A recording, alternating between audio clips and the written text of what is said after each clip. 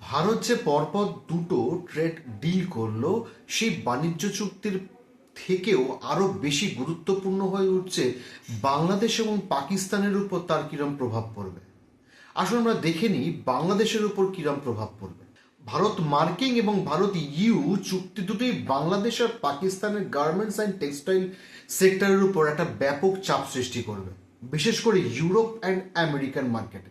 বাংলাদেশের গার্মেন্টসের উপর খুব বাজে প্রভাব পড়বে। ভারতের প্রোডাক্টের উপর ট্যারিফ প্রেশার কমবে আর বাংলাদেশের ট্যারিফ সুবিধা ধীরে ধীরে ক্ষয় হয়ে যাবে বা শূন্য হয়ে যাবে। সেটা কিরকম? বাংলাদেশ 2026-এর পর থেকে এলডিসি গ্র্যাজুয়েশনের কারণে ধীরে ধীরে প্রেফারেন্সিয়াল ট্যারিফ হারাচ্ছে। একই সময় ভারত ইউ এফটিএর মাধ্যমে কম শুল্ক পাচ্ছে। তাহলে এলডিসিটা কি?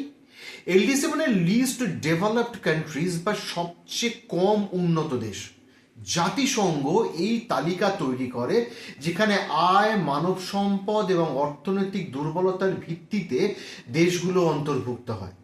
বাংলাদেশ এতে আছে এবং 2026 সালের পরে গ্র্যাজুয়েশন হবে বা এই সুবিধা থেকে বেরিয়ে যাবে।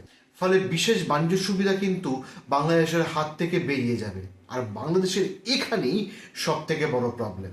ব্রোকারেজ আর পলিসি ব্রিফগুলো বলছে যে ইউ ভারত এফটিএ সরাসরি এক ধাক্কা নয়, কিন্তু প্রাইসিং পাওয়ার আর মার্জিনের উপর মাঝারি মেয়াদে বা স্বল্প মেয়াদে স্ট্রাকচারাল নেগেটিভ চাপ তৈরি করবে।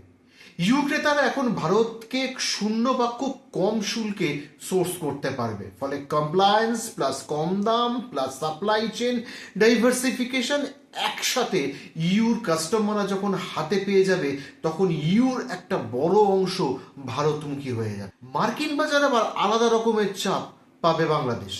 2025 থেকে বেশ কিছু পণ্যে অতিরিক্ত ট্যারিফের কথা এসেছে, যার ফলে কয়েকশো কারখানা বন্ধ হওয়া, চাকরি হারানোর মতো সিচুয়েশন তৈরি হয়েছে বলে রিপোর্ট পাওয়া গেছে।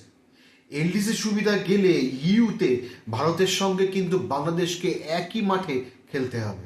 সেখানে ভারতের কাঁচামাল, সুতো, ফ্যাব্রিক ভিত্তিক ভ্যালু চেন আর বড় স্কেলের কারখানা বাংলাদেশের মার্জিনকে চেপে মাঠের বাইরে করে দিতে পারে। ফলে বাংলাদেশ সাবধান, খুব সাবধান।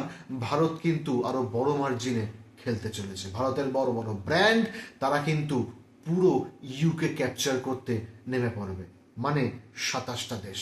আপনাদের কোনো মতামত থাকলে নিচে কমেন্ট করে জানান।